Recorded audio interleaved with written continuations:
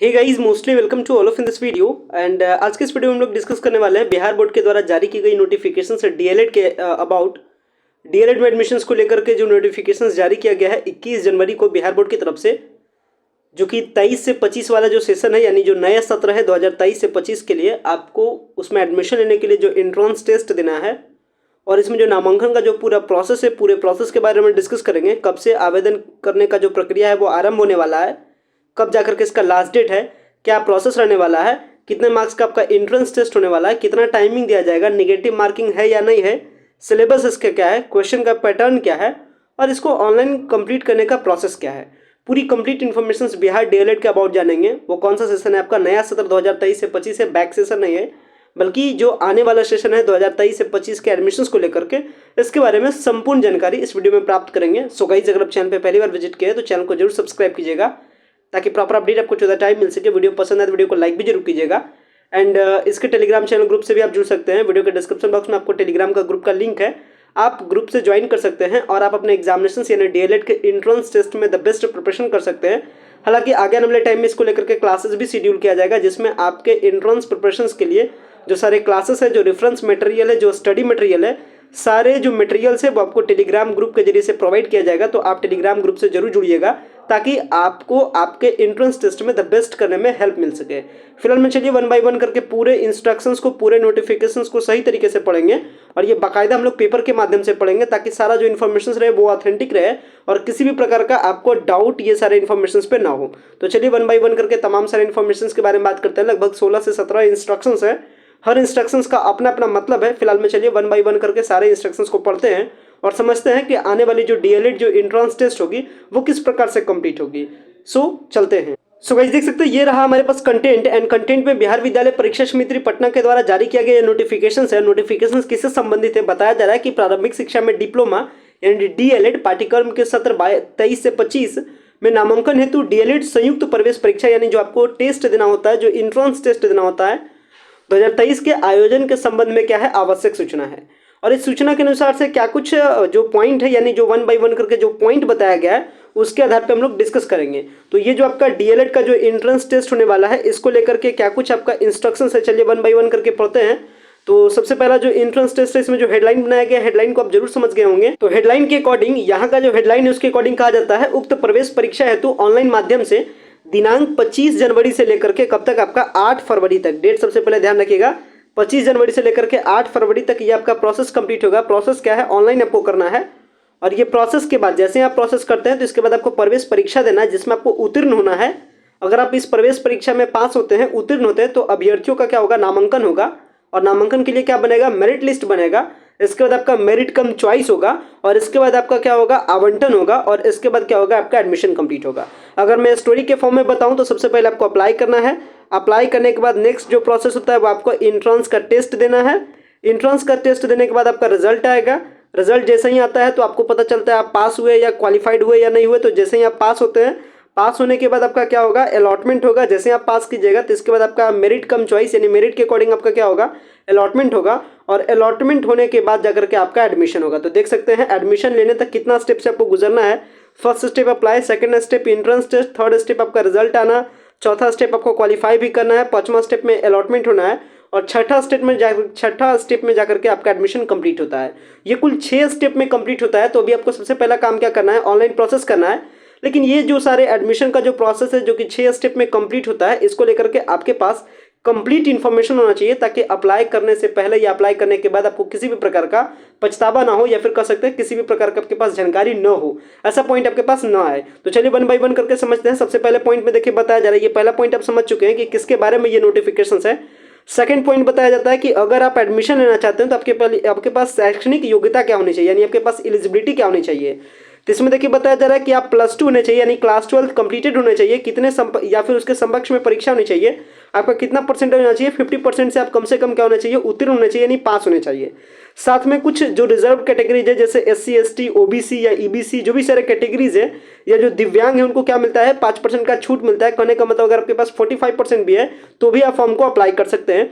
साथ में यहाँ देखिए ये भी बताया जा रहा है कि डीएलएड संयुक्त प्रवेश परीक्षा 2023 में इंटरमीडिएट की वार्षिक परीक्षा 2023 में भाग लेने वाले परीक्षार्थी भी सम्मिलित हो सकते हैं, लेकिन नामांकन हेतु चयन इंटरमीडिएट की वार्षिक परीक्षा में यानी अगर आप अपियरिंग कैंडिडेट है, यानी अगर करने का मतलब आप 2023 में एग्जाम दे रहे हैं अपना क्लास 12th का, तो भी आप पार्टिसिपेट कर सकते हैं। बट ध्यान रखिएगा कि जब आपका एडमिशन होगा उस टाइम तक आपके पास कितना होना चाहिए, 50% आपका क्या होना चाहिए, मार्क्स होना चाहिए। यानी जैसे ही आपका रिजल्ट आता है, पता चलता है कि आपका परसेंटेज आया 40%, तो फिर आपका एडमिशन नहीं हो पाएगा, मिनिमम आपको 50% चाहिए। तो ये वही आपकी कौन सी कंडीशन, ये हो गया आपका ये जो आपका एलिजिबिलिटी क्राइटेरिया है उसके अकॉर्डिंग।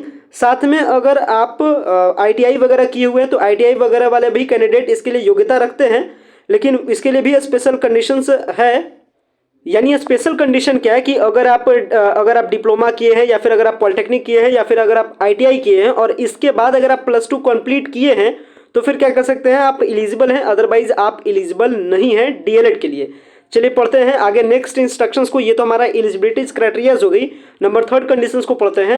तो आगे के अगर कंडीशंस के बारे में देखी जाए तो यहाँ पे बताया जा रहा है एज लिमिट के बारे में कि आपकी एज कितनी होनी चाहिए। तो एज लिमिट में ये बात समझ लीजिए कि आपकी एज मिनिमम कितनी होनी चाहिए, 17 वर्ष की होनी चाहिए। और ये कब होनी चाहिए, जनवरी 2023 तक आपका 17 वर्ष होनी चाहिए। अगर इससे कम है तो फिर आप एलिजिबल नहीं होते हैं। तो ये भी एक एलिजिबिलिटी क्राइटेरिया है जिसमें हम लोग एज लिमिट को देखते हैं। अगर बात की जाए नेक्स्ट इंस्ट्रक्शंस में एडमिशन प्रोसेस के बारे में, तो एडमिशन प्रोसेस में मैंने आपको बताया कि ये जो आपका एडमिशन होता है वो मेनली किसके बेसिस पे होता है, आपका मेरिट के बेसिस पे। और ये मेरिट किस में देखा जाता है, इसके इंट्रांस टेस्ट में। यानी जो इसका इंट्रांस टेस्ट लिया जाएगा, इसमें आपका क्या कुछ परफॉर्मेंस है, उसी के बेसिस पे आपका एडमिशन कंप्लीट होगा। तो ये आपका किसके बेसिस पे होता है, मेरिट लिस्ट के बेसिस पे होता है। अगर आपको मिनिमम क्वालिफाइंग मार्क्स के बारे में बात की जाए कि DLED के इंट्रांस एग्जाम में अगर आपको पास करना है तो इसके लिए न्यूनतम अर्हता अंक क्या है, तो ये अनरिजर्व कैटेगरी के लिए 35% लाना मिनिमम है, तभी आप जाकर के क्वालिफाइड होते हैं। और जो रिजर्व कैटेगरी है जिसमें SC ST OBC या हैंडीकैप्ड, ये सारे कैटेगरी के लिए कितने लाना है, 30% आपको लाना है। साथ में अगर आपको नेक्स्ट पॉइंट के बारे में बात कीजिए रिजर्वेशन के बारे में, तो रिजर्वेशन काम करता है बिहार गवर्नमेंट के अकॉर्डिंग। और ये रिजर्वेशन कितने % के अकॉर्डिंग होता है, आप जो बिहार रिजर्वेशन का जो सिस्टम है बिहार गवर्नमेंट का, उसी के अकॉर्डिंग क्या होगा, इसमें आपका रिजर्वेशन भी मिलेगा। तो कह सकते हैं इसमें रिजर्वेशन बेनिफिट का भी फायदा है। वहीं अगर आवेदन करने की तिथि के बारे में डिस्कस की जाए तो आवेदन कहाँ करना है और क्या इसकी तिथि रहने वाली है, तो इसकी तिथि जो 25 जनवरी से स्टार्टिंग आपका है इसके लिए ऑनलाइन आवेदन करने का। साथ में इसका लास्ट डेट आपका 8 फरवरी है। जैसे ही आपका अप्लाई होना स्टार्ट होता है तो फिर मैं आपको इसके लिए डिटेल वीडियो बना करके आपके लिए प्रेजेंट भी कर दूंगा, ताकि आपको ऑनलाइन प्रोसेस कंप्लीट करने के टाइम में किसी भी प्रकार का प्रॉब्लम ना हो। और अगर आपको फिर भी प्रॉब्लम होता है तो आप वीडियो में कमेंट्स कर सकते हैं और आप अपने क्वेरी के सॉल्यूशंस को पा सकते हैं। वहीं अगर बात की जाए कि ऑनलाइन का प्रोसेस कहाँ कंप्लीट होगा, तो वो बिहार बोर्ड के ऑफिशियली वेबसाइट पे कंप्लीट होगा, जिसका लिंक होता है https://secondary.biharboardonline.com। इस पर जाकर के आपका ऑनलाइन का प्रोसेस कंप्लीट होगा। ऑनलाइन के डेट के बारे में मैंने आपको बता दिया। अगर मैं आपको बात करूँ एग्जामिनेशन फी के बारे में, यानी जैसे आप ऑनलाइन अप्लाई कर दे तो ऑनलाइन अप्लाई करने के टाइम में कितना आपको चार्ज पे करना पड़ेगा, तो इसके लिए आपको जनरल कैटेगरी, इसके बाद EWS, इसके बाद आपका पिछड़ा वर्ग यानी BC और EBC यानी अत्यंत पिछड़ा वर्गों के लिए 960 रुपये। वही आपका SC ST और जो फिजिकली हैंडीकैप्ड है, दिव्यांगजन है, उनके लिए 760 रुपये आपको पे करना पड़ता है। अगर नेक्स्ट इंस्ट्रक्शंस के बारे में बात की जाए इंट्रेंस टेस्ट के बारे में, तो टेस्ट आपका कैसे कंप्लीट होगा, तो ये आपका टेस्ट कंप्लीट होता है मल्टीपल चॉइस क्वेश्चन में, ये आपका MCQ के फॉर्म में। और ये कौन सा बेसिस होता है, ये जो आपका एग्जाम है वो कंप्यूटर बेस्ड टेस्ट होगा। यानी आपका MCQ देना है, किस पे, कंप्यूटर पे टेस्ट देना है। और ये कितने क्वेश्चन पूछे जाते हैं, आपसे 120 मल्टीपल चॉइस क्वेश्चन पूछे जाते हैं, जिसके लिए आपको टाइमिंग मिलता है 150 मिनट के 120 क्वेश्चन। यानी आपको क्या करना है, 120 क्वेश्चन का जवाब देना है। उसके लिए टाइम आपको कितना मिलता है, 150 मिनट। और ये भी ध्यान रखिएगा कि यानी परीक्षा पैटर्न में मैंने आपको बताया कि 120 क्वेश्चन आपसे पूछे जाएंगे, और ये 120 क्वेश्चन के लिए आपको टाइमिंग कितना मिलेगा, 150 मिनट का, यानी कह सकते हैं 2.5 घंटे का टाइमिंग मिलेगा। और अगर बात की जाए अगर इसके जो एंट्रेंस होते हैं, यानी एंट्रेंस पे कितने क्वेश्चन कहाँ से पूछे जाते हैं, तो आप देख सकते हैं पैटर्न ऑफ एंट्रेंस टेस्ट भी यहाँ मैं बता रहा हूँ, जिसमें आपको जनरल हिंदी और उर्दू के 25 क्वेश्चन, जिसके लिए 25 अंक, यानी कह सकते हैं कि पर मल्टी, यानी एक MCQ क्वेश्चन का आंसर कितना रहेगा, 1 नंबर का, यानी एक क्वेश्चन यानी एक क्वेश्चन का कितना नंबर आपको मिलेगा, 1 नंबर। और देख सकते हैं कहाँ से कितना मिलेगा, तो यहाँ पे समझ लीजिए कि जनरल हिंदी के 25 क्वेश्चन, या फिर अगर आप उर्दू से आपका विषय है तो आप जनरल उर्दू भी रख सकते हैं, जिसमें आपका 25 क्वेश्चन 25 नंबर का, मैथमेटिक्स से आपके 25 क्वेश्चन 25 नंबर का, साइंस से आपके 20 क्वेश्चन 20 नंबर का, सोशल स्टडीज से 20 क्वेश्चन 20 नंबर का, जनरल इंग्लिश से आपका 20 क्वेश्चन 20 नंबर का, और इसके बाद लॉजिकल एंड एनालिटिकल रीजनिंग से आपका 10 क्वेश्चन 10 नंबर का। यानी टोटल आपसे कितने पूछे जाएंगे, 120 क्वेश्चन। और इसके लिए आपको कितने मार्क्स मिलेंगे, 120 मार्क्स। यानी कह सकते हैं 120 क्वेश्चन के लिए 120 मार्क्स, जिसके लिए आपको टाइमिंग मिलता है 2.5 घंटे का, यानी कि आपका 150 मिनट का।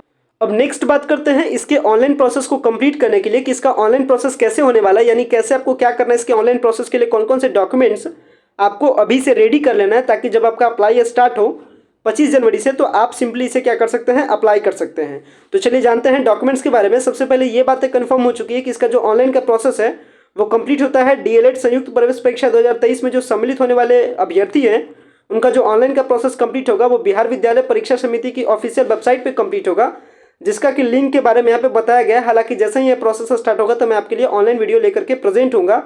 तो चलिए बात करते हैं इसके जो ऑनलाइन जो कंप्लीट करने का पूरा प्रोसेस है इसके बारे में। तो सबसे पहला स्टेप क्या होता है कि आपको पहुंच जाना है बिहार बोर्ड की ऑफिशियल वेबसाइट पे। ऑफिशियल वेबसाइट पे आने के बाद आपको क्या करना है, दो ऑप्शन आपको मिलता है। पहला तो पंजीकरण, दूसरा मिलता है फॉर्म भरना। तो क्योंकि आप नए कैंडिडेट होंगे तो सबसे पहले आपको करना है रजिस्टर, यानी रजिस्टर एंड न्यू कैंडिडेट पर क्लिक करना है। इसके बाद क्या करना है, जैसे आप रजिस्टर न्यू कैंडिडेट पर क्लिक कीजिएगा तो आपको मिलेगा इनिशियल रजिस्ट्रेशन, यानी आपको पहला जो पेज खुलेगा इसमें आपको देना है सब्जेक्ट, किस सब्जेक्ट के लिए आप अप्लाई करते हैं। इसके बाद आपको जिला, इसके बाद आपका योग्यता, कोटि, लिंग, दिव्यांगता, अभ्यर्थी का नाम, जन्म तिथि, ईमेल आईडी, मोबाइल नंबर, ये सारे डिटेल्स को सबमिट करना है। और सबमिट करने के बाद क्या कीजिएगा, कंटिन्यू कीजिएगा। कंटिन्यू करने के टाइम में आपके पास पॉपअप खुलेगा जिसमें आप कंफर्म कीजिएगा कि जो भी सारे आप डिटेल भरे वो सही है या सही नहीं है, क्योंकि जैसे ही एक बार आप कंफर्म कर देते हैं तो फिर आप चेंज नहीं कर पाते हैं। इसके बाद जैसे ही आप कंफर्म करते हैं आपके मोबाइल पे, ईमेल आईडी पे एसएमएस के थ्रू आपका क्या मिलता है, एसएमएस के थ्रू आपका आवेदन संख्या यानी यूजर आईडी और पासवर्ड भेजा जाता है, जिसके साथ आपको क्या करना है, उसी यूजर आईडी एंड पासवर्ड के जरिए से लॉगिन करना है। और लॉगिन करने के बाद क्या करना है, आपको प्रिंट रजिस्ट्रेशन पे क्लिक करना है। यानी जैसे ही आप लॉगिन करने से पहले, यानी आपका जो मैसेज छूटेगा जिसमें आपका यूजर आईडी एंड पासवर्ड होगा, उसके बाद क्या कर लीजिएगा, अपना रजिस्ट्रेशन को कंप्लीट करने के लिए प्रिंट कर सकते हैं। इसके बाद क्या करना है, चूंकि आपके पास यूजर आईडी एंड पासवर्ड आ जाएगा तो आपको क्या करना है, अब उस यूजर आईडी एंड पासवर्ड के जरिए से लॉगिन करना है। हालांकि मैं आपको बार बार बता रहा हूँ कि ये सारा जो प्रोसेस है जैसे ही स्टार्ट होगा मैं आपको बताऊंगा भी। इसके बाद जैसे ही आपके पास यूजर आईडी एंड पासवर्ड आ जाता है आपको लॉगिन करना है। लॉगिन करने के बाद अपना क्या करना है, फोटोग्राफ एंड सिग्नेचर को अपलोड करना है। अगर फोटोग्राफ के बारे में बात की तो फोटोग्राफ आपका रंगीन होना चाहिए। और फोटोग्राफ कितने के कितने साइज में, 100 KB से लेकर के 150 KB तक। इसके बाद सिग्नेचर का साइज 50 KB से लेकर के 100 KB के बीच में। हाँ, ध्यान रखिएगा कि फोटोग्राफ आपका हल्का होना चाहिए, ज़्यादा पुराना नहीं होना चाहिए। साथ में आपका बैकग्राउंड सफ़ेद अथवा हल्का रंग का होना चाहिए और कैमरे के सामने खींचा होना चाहिए ताकि अभ्यर्थी की आंखें एवं चेहरा स्पष्ट रूप से दिखाई पड़ सके। वही अगर डॉक्यूमेंट्स के बारे में बात करें कि कौन कौन सा डॉक्यूमेंट्स आपको अपलोड करना पड़ता है, तो डॉक्यूमेंट्स में अपलोड करने के टाइम में आपको क्लास 10 का मार्कशीट, किसके लिए, तो डेट ऑफ बर्थ के लिए। इसके बाद क्लास 12 का मार्कशीट। इसके बाद अगर आप किसी भी प्रकार का रिजर्वेशन लेते हैं तो फिर अपना जाति प्रमाण पत्र। और अगर आप अनुसूचित जाति यानी SC और ST में आते हैं तो आपको चाहिए जाति प्रमाण पत्र।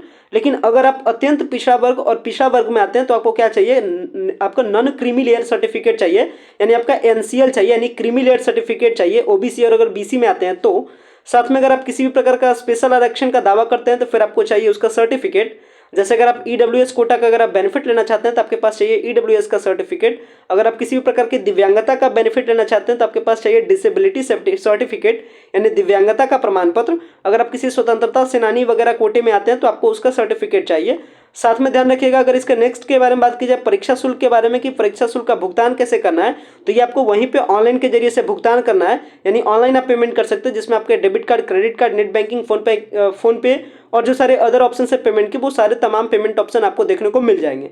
इसके बाद जैसे ही आप अपना एप्लीकेशन को सबमिट करते हैं, फाइनली आपका एप्लीकेशन सबमिट हो जाएगा। फिर आगे के टाइम आपका क्या होगा, एडमिट कार्ड आएगा एंट्रेंस टेस्ट का, आप टेस्ट दीजिएगा, उसके बाद आपका रिजल्ट आएगा, इसके बाद आप पास कीजिएगा, इसके बाद आपका जाकर के क्या होगा, अलॉटमेंट होगा और फिर जाकर के एडमिशन का प्रोसेस कंप्लीट होगा। अगर इन शॉर्ट सारी बातों को अगर मैं एक जगह इंपॉर्टेंट वे में अगर मैं कंक्लूड करूं तो आप इंपॉर्टेंट वे में देख सकते हैं ये जो सारा इंपॉर्टेंट इंस्ट्रक्शन है आप इस तरीके से समझ भी सकते हैं।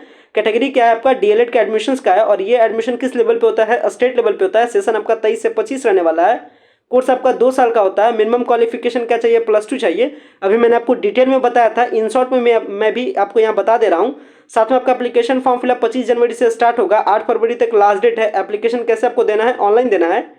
चार्जेस आपको कितना पे करना है, 960 एंड 760 जो कि मैंने अभी आपको बताया। साथ में अगर मैं आपको इंपॉर्टेंट डेट्स के बारे में बात करूँ कि इंपॉर्टेंट डेट्स क्या है, तो डेट्स के बारे में आपने समझ गया है। अगर मैं बात करूँ यहाँ तक हम लोग समझ चुके थे कि लास्ट डेट अप्लाई करने का 8 फरवरी है। करेक्शन अगर किसी भी प्रकार का हो तो आप फरवरी में करेक्शन होगा। इसके बाद आपका एडमिट कार्ड आएगा 2 मार्च 2023 के आसपास। इसके बाद आपका इसका जो एंट्रेंस का एग्जाम डेट है वो 13 से 20 मार्च के आसपास हो जाएगा। यानी कह सकते हैं कि 13 से 20 मार्च तक होते होते आपका एंट्रेंस टेस्ट कंप्लीट हो जाएगा। इसके बाद इसका आंसर की जारी होगा 27 मार्च के आसपास। ये भी सारा डेट एक्सपेक्टेड है इसके बाद आपका रिजल्ट आ जाएगा अप्रैल 2023 में, और इसके बाद फर्स्ट मेरिट लिस्ट के अकॉर्डिंग आपका एडमिशन जून में, इसके बाद इसका काउंसलिंग होगा जून तक जाते जाते आपका एडमिशन का प्रोसेस क्या हो जाएगा, कंप्लीट हो जाएगा, और क्लासेस आपका जुलाई 2023 से आपका क्लासेस चलना भी डीएलएड का स्टार्ट हो जाएगा। सारे पैटर्न, सारे इंपॉर्टेंट डेट, सारा जो आपका इंस्ट्रक्शंस है, सारे इंस्ट्रक्शंस के बारे में मैंने आपको बता दिया। एंड अगर फिर भी किसी भी प्रकार का आपका इशू हो तो आप कमेंट्स कर सकते हैं, साथ में आप हमारे टेलीग्राम चैनल को ज्वाइन कर सकते हैं, जिसका लिंक आपको वीडियो के डिस्क्रिप्शन बॉक्स में मिल जाएगा। आशा करते हैं वीडियो आपको समझ में आ गया होगा, वीडियो को पसंद आया होगा। वीडियो को इन करते हैं। Thanks a lot for watching this very important video.